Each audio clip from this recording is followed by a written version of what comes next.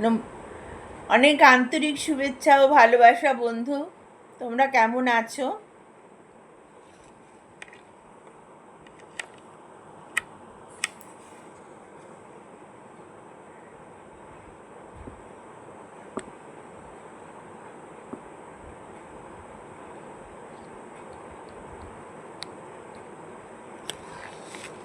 কেমন আছো? আমি আছি মোটামুটি, ওই চলে যাচ্ছে। চলতে তো হবেই, যতক্ষণ প্রাণটা আছে ততক্ষণ তো নিজেকে চালিয়ে নিয়ে যেতে হবে, যেভাবে হোক।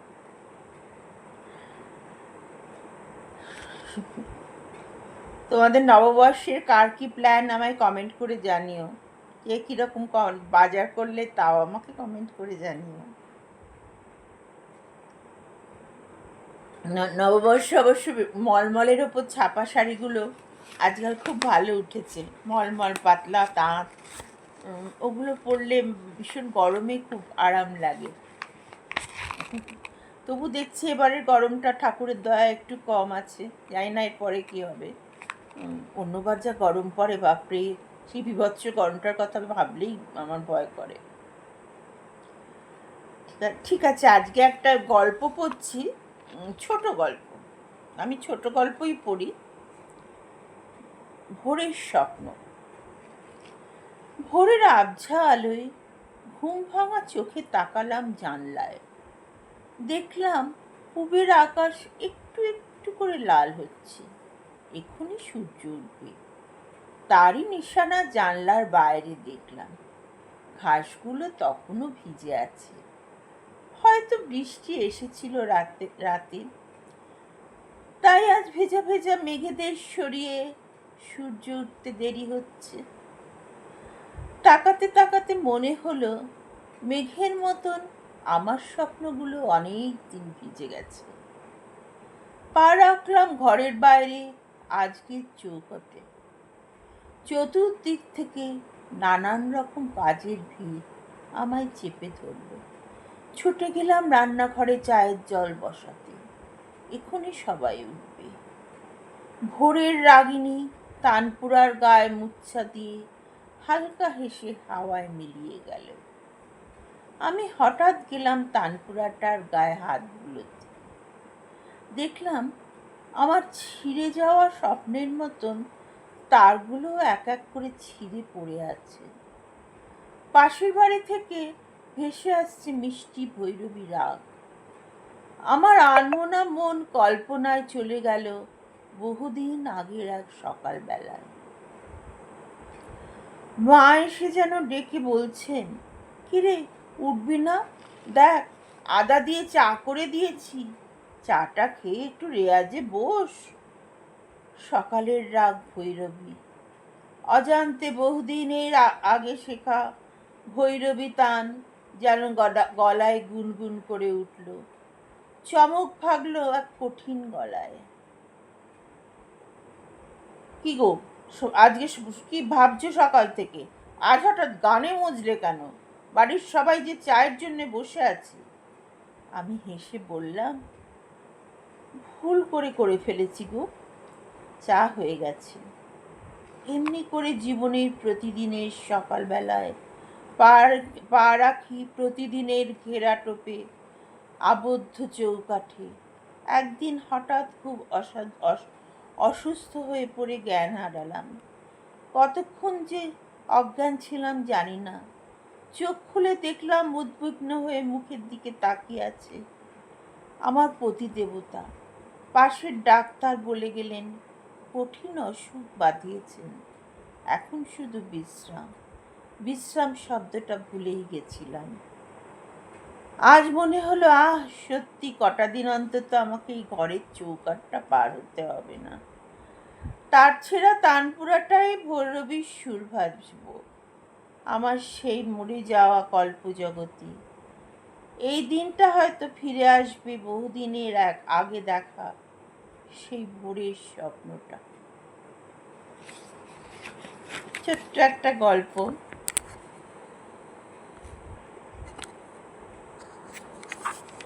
আগেকার দিনের মেয়েদের বাবারা গান শেখাতেন বাবা মায়েরা বিয়ে দেওয়ার জন্য।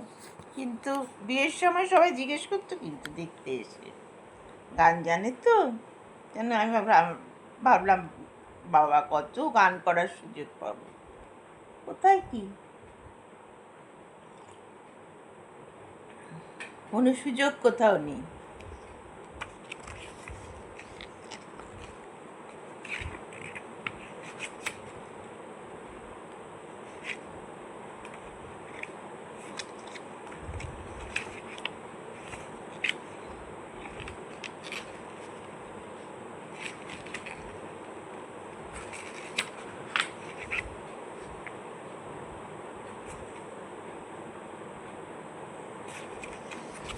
যদিও আন্তর্জাতিক নারী দিবস চলে গেল, তবু আজকে এমন এক নারীর কথা বলবো যিনি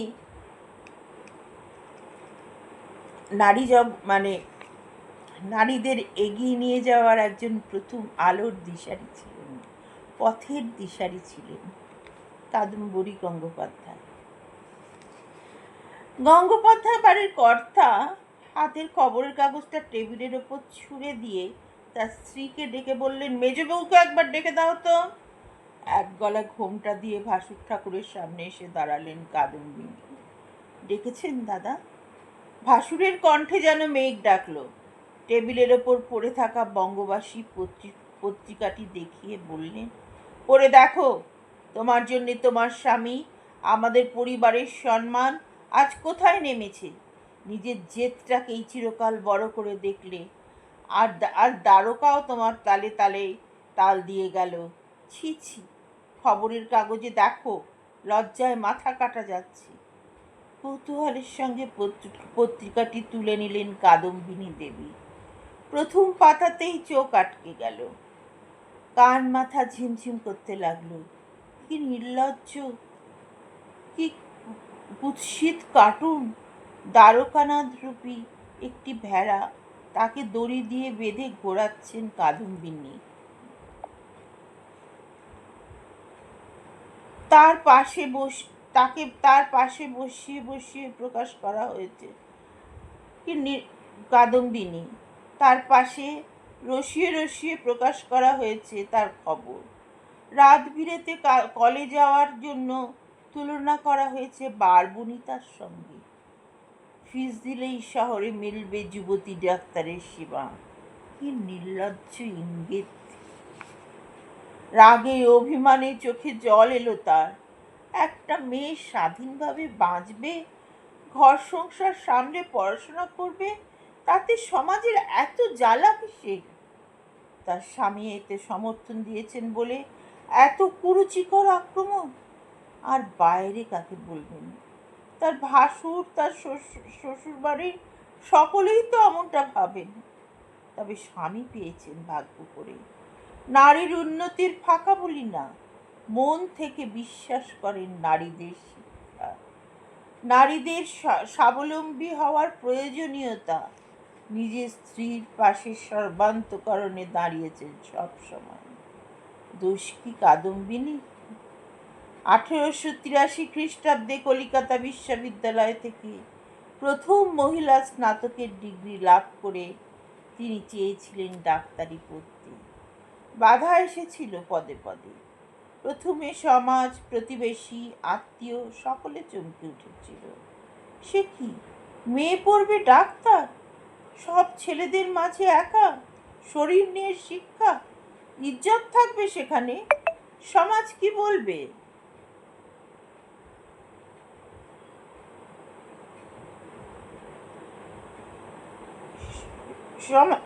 শরীর ইজ্জত থাকবে সেখানে, সমাজ কি বলবে? চারিদিকে নেতিবাচক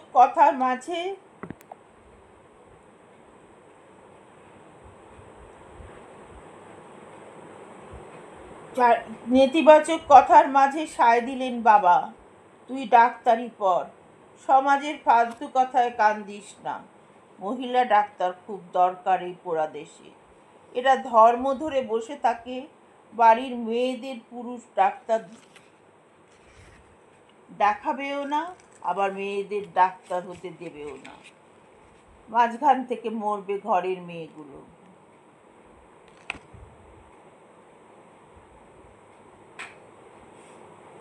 ডাক্তারি পড়ার সময়ও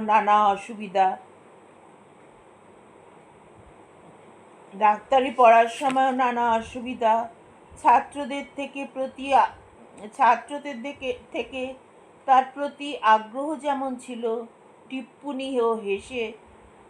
টিপ্পনিও ভেসে আসতো সব সময়। সে যেন অন্য গ্রহের জীব। প্র্যাকটিক্যাল ক্লাস কিভাবে করবে, স্টুডেন্টরা পরস্পরের শরীর চেক আপ করে। কাদম্বিনীর ক্ষেত্রে কি হবে? সেই সময় এগিয়ে এলেন এক শিক্ষক, দাড়ি গোঁফওয়ালা ঋষিতুল্য চেহারা। তিনি বললেন, এসব নিয়ে ভেবো না, আমি ব্যবস্থা করে দেব। যে কোনো প্রয়োজনে এগিয়ে আসতেন তিনি, উৎসাহ দিতেন। কখন যেন কাদম্বিনীর লড়াইয়ের শরিক হয়ে গেলেন মেডিকেল কলেজের সেই শিক্ষক। ভরসা পরিণত হয়ে প্রণয়ে সেই থেকে লড়াইয়ের সঙ্গীকে জীবনের সঙ্গী করে নিলেন কাদম্বিনী। বয়স 18 বছরের তফাৎ। বিপত্নিক, কিছুই বাধা হলো না। ব্রাহ্ম সমাজের নেতা, সমাজ সংস্কারক এই লোকটির মধ্যে কাদম্বিনী খুঁজে পেলেন এক প্রকৃত মানুষকে। তার উৎসাহ ও চেষ্টাতেই কাদম্বিনী পেলেন প্রথম মহিলা ডাক্তার হিসেবে ইউরোপীয় চিকিৎসা শাস্ত্রের ডিগ্রি। একটুখানি ডাক্তারির কাদম্বিনী গঙ্গোপাধ্যায়, দ্বারকানাথ গঙ্গোপাধ্যায়ের স্ত্রী। অমন স্বামী না হলে এরম স্ত্রী হয়? স্বামীর মানে সাহচর্য এবং সমর্থনটা সবসময় সেই যুগে দরকার হতো, এখনো দরকার হয়। এখনো স্বামীদের বলতে হয় যে মা এবার ওকে ছেড়ে দাও, ও স্কুল যাবে বা ওর চাকরিতে যেতে হবে। চাকরিতে যাওয়ার আগে সব কাজ করে যেতে হতো আমাদের সময়। এখন অবশ্য মেয়েদের শাশুড়িরাই সাজিয়ে একটু গুছিয়ে দেয়, এবং সেটা উচিত। আমরা যদি নিজের মেয়েদের জন্য করতে পারি, তবে ছেলের বউয়ের জন্য করবো না কেন? একই তো বয়সী। এরকম করেও আবার করেও না, নিজেরটা নিজে করে না। তা নিয়ে মেয়েরা কিছু গায়ে মাখে না, করে নেয় দুটো টোস্ট। পাশে শ্বশুর বসে থাকলো, জল খাবারে ওসব কেয়ার করে না, বেশ করে। নিজেরটা নিজে করে নিতে বলেছে, নিজেরটা নিজে করে নিয়ে খেয়ে নিয়ে লাঞ্চ গুছিয়ে বরেরটা বড় জোর করে দিল, তাও বলে নিজে করে নাও।